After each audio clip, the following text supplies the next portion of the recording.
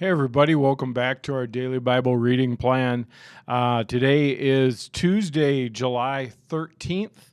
We are going to be in 1 Chronicles 15 and 16, Romans 1, 18 to 32, Psalm 10, 1 to 15, and Proverbs 19, 6 and 7. So in Chronicles, we're up to preparing to move the ark. 1 Chronicles 15, verse 1. David now built several buildings for himself in the city of David, and he also prepared a place for the ark of God and set up a special tent for it. And then he commanded, no one except the Levites may carry the ark of God. The Lord has chosen them to carry the ark of the Lord to serve him forever. Then David summoned all Israel to Jerusalem to bring the ark of the Lord to the place he had prepared for it. This is the number of descendants of Aaron, the priests, and the Levites who were called together. From the clan of Kohath, 120, with Uriel as their leader. From the clan of Merari, 220, with Isaiah as their leader. From the clan of Gershon, 130, with Joel as their leader. From the descendants of Elizaphan, 200, with Shemaiah as their leader. From the descendants of Hebron, 80, with Eliel as their leader, and from the descendants of Uzziel, 112, with Amminadab as their leader. When David summoned the priests Zadok and Abiathar and these Levite leaders, Uriel, Isaiah, Joel, Shemaiah, Eliel, and Amminadab, he said to them, you are the leaders of the Levite families. You must purify yourselves and all your fellow Levites so you can bring the ark of the Lord, the God of Israel, to the place I have prepared for it. Because you Levites did not carry the ark the first time, the anger of the Lord our God burst out against us. We failed to ask God how to move it properly. So the priests and the Levites purified themselves in order to bring the ark of the Lord, the God of Israel, to Jerusalem. Then the Levites carried the ark of God on their shoulders with its carrying poles, just as the Lord has instructed Moses. David also ordered the Levite leaders to appoint a choir of Levites who were singers and musicians to sing joyful songs to the accompaniment of harps, lyres, and cymbals. So the Levites appointed Heman, son of Joel, along with his fellow Levites, Asaph, son of Berechiah, and Ethan, son of Cushiah, from the clan of Merari. The following men were chosen as their assistants: Zechariah, Jaaziel, Shimeroth, Jehiel, Uni, Eliab, Benaiah, Maaseiah, Matthiah, Eliephalu, Micaniah, and the gatekeepers Obed-Edom and Jaelel. The musicians Heman and Asaph and Ethan were chosen to sound the bronze cymbals.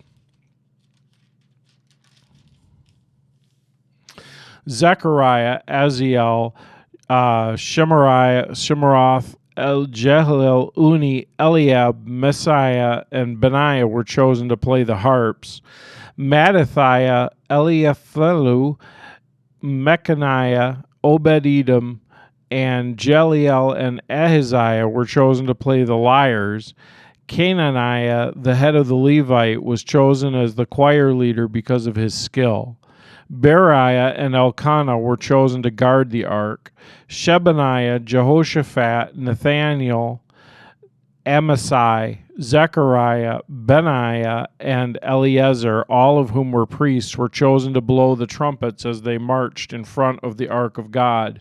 Obed-Edom and Jehiah were chosen to guard the ark. Then David and the elders of Israel and the generals of the army went to the house of Obed-Edom to bring the ark of the Lord's covenant up to Jerusalem with a great celebration. And because God was clearly helping the Levites as they carried the ark of the Lord's covenant, they sacrificed 7 bulls and 7 rams. David was dressed in a robe of fine linen, as were all the Levites who carried the ark, and also the singers and Kenaniah the choir leader.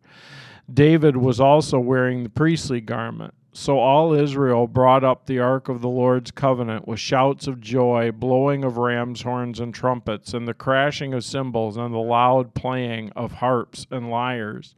But as the ark of the Lord's covenant entered the city of David, Michal, the daughter of Saul, looked down from her window. When she saw King David skipping around and laughing with joy, she was filled with contempt for him.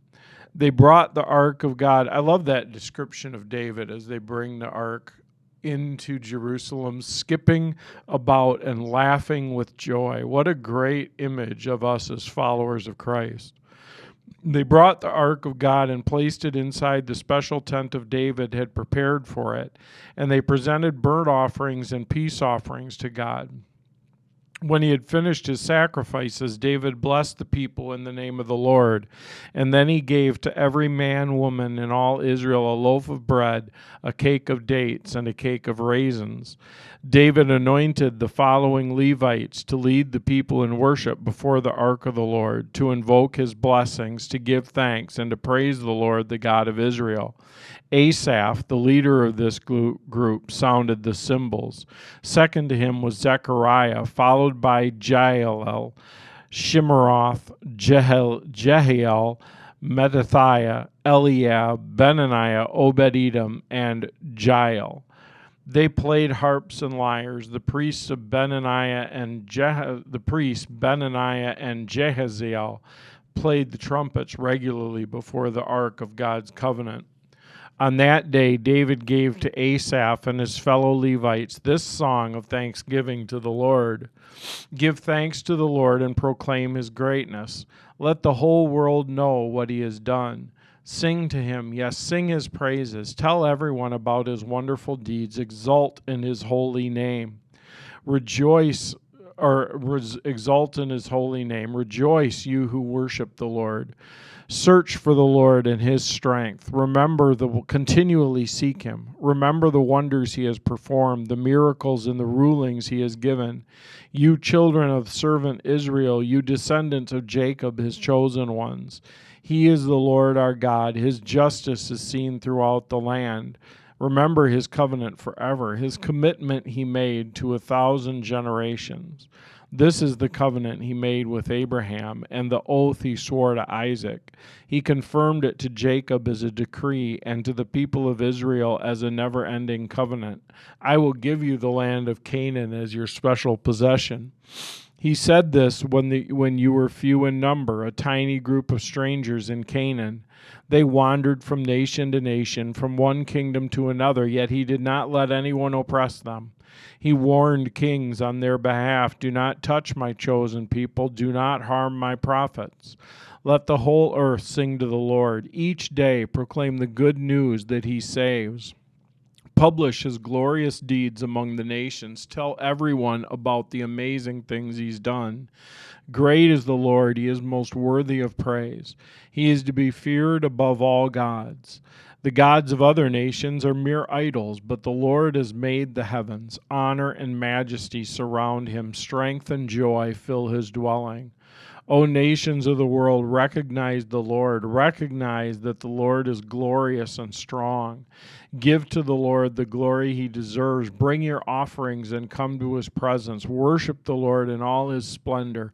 Let all the earth tremble before him. The world stands firm and cannot be shaken. Let the heavens be glad and the earth rejoice. Tell all the nations the Lord reigns. Let the sea and everything in it shout his praise. Let the fields and their crops burst out with joy. Let the trees of the forest sing for joy before the Lord, for he is coming to judge the earth. Give thanks to the Lord, for he is good. His faithful love endures forever. Cry out, save us, O God of our salvation. Gather and rescue us from among the nations, so we can thank your holy name and rejoice and praise you. Praise the Lord, the God of Israel, who lives from everlasting to everlasting. And all the people shouted, Amen, and praised the Lord. Then we jump forward to Romans. We're in Romans now 1, starting in verse 18. We're going to go down through the end of 1. But God shows his anger from heaven against all sinful, wicked people who suppress the truth by their wickedness. They know the truth about God because he's made it obvious to them. For ever since the world was created, people have seen the earth and the sky. Through everything God made, they can clearly see his invisible qualities, his eternal power and divine nature. So they have no excuse for not knowing God. Yes, they knew God, but they wouldn't worship him as God or even give him thanks. And they began to think up foolish ideas of what God was like. As a result, their minds became dark and confused, claiming to be wise. Instead, they became utter fools. And instead of worshiping the glorious, ever-living God, they worship idols made to look like mere people and birds and animals and reptiles. So God abandoned them to do whatever shameful things their hearts desired. As a result, they did vile and degrading things with each other's bodies. They traded the truth about God for a lie, so they worshiped and served the things God created instead of the Creator himself, who is worthy of eternal praise. Amen. And that is why God abandoned them to their shameful desires. Even the women turned against the natural way to have sex and instead indulged in sex with each other. And the men, instead of having normal sexual relations with women, burned with lust for each other. Men did shameful things with other men. As a result of this sin, they suffered within themselves the penalty they deserved. Since they thought it foolish to acknowledge God, he abandoned them to their foolish thinking and let them do things that should never be done. Their lives became full of every kind of wickedness, sin, greed, hate, envy, murder, quarreling, deception, malicious behavior, and gossip. They're backstabbers, haters of God, insolent, proud, and boastful. They invent new ways of sinning and they disobey their parents. They refuse to understand, break their promises, and are heartless and have no mercy. They know God's justice requires that those who do these things deserve to die, yet they do them anyway. Worse yet, they encourage others to do them also. Then we go back to Psalm chapter 19. No, Psalm 10. Proverbs 19. Psalm 10. O Lord, why do you stand so far away? Why do you hide when I'm in trouble? The wicked arrogantly hunt down the poor. Let them be caught in the evil they plan for others. For they brag about their evil deeds. They praise the greedy and curse the Lord. The wicked are too proud to seek God. They seem to think that God is dead. Yet they succeed in everything they do. They do not see your punishment awaiting them. They sneer at all their enemies, and they think nothing bad will ever happen to us. We'll be free of trouble forever. Their mouths are full of cursing, lies, and threats. Trouble and evil are on the tips of their tongues. They lurk in ambush in the villages, waiting for innocent people. They are always searching for helpless victims. Like lions crouching and hiding, they wait to pounce on the helpless. Like hunters, they capture the helpless and drag them away in nets. Their helpless victims are crushed and they fall beneath the strength of the wicked. The wicked think God isn't watching us. He's closed his eyes and won't even see what we do. Arise, O Lord, punish the wicked, O God. Do not ignore the helpless. Why do the wicked get away with despising God? They think God will never call us to account. But you can see the trouble and grief they cause. You take note of it and punish them. The helpless put their trust in you. You defend the orphans. Break the arms of these wicked, evil people. Go after them until the last one is destroyed. And then we go to Proverbs chapter 19, verses 6 and 7. Many seek favors from a ruler. Everyone is the friend of a person who gives gifts. The relatives of the poor despise them. How much more will their friends avoid them? Though the poor plead with them, their friends are gone. Then we always take a look at Oswald Chambers for the day too. And so this is from Isaiah 6:1. In the year King Uzziah died, I saw the Lord. And it's the price of vision. Over and over again, God has to remove our friends to put himself in their place. Your priorities must be God first, God second, and God third until your life is continually face to face with God and no one else is taken into account whatsoever. Your prayer will then be, in all the world, there's no one but you, dear God. Keep paying the price. Let God see that you're willing to live up to the vision. It's such an interesting thought. I'm sorry, I'm kind of losing my voice, so I'm going to have to kind of wrap this up. But it's an interesting thing, the way he puts that, of over and over again, God has to remove our friends to put himself in their place.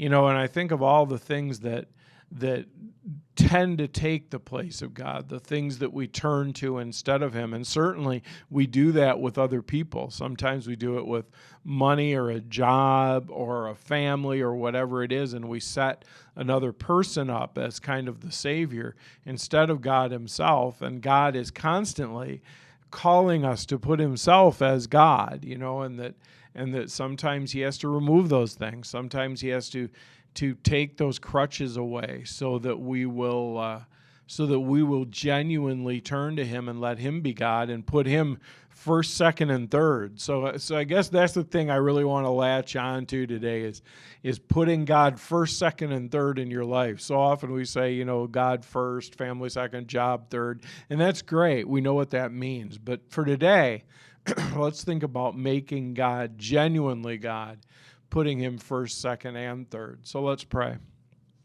Jesus, thank you that you have given us your word. Thank you that you're with us, that you care for us, and you surround us, Lord, every day with yourself and your love.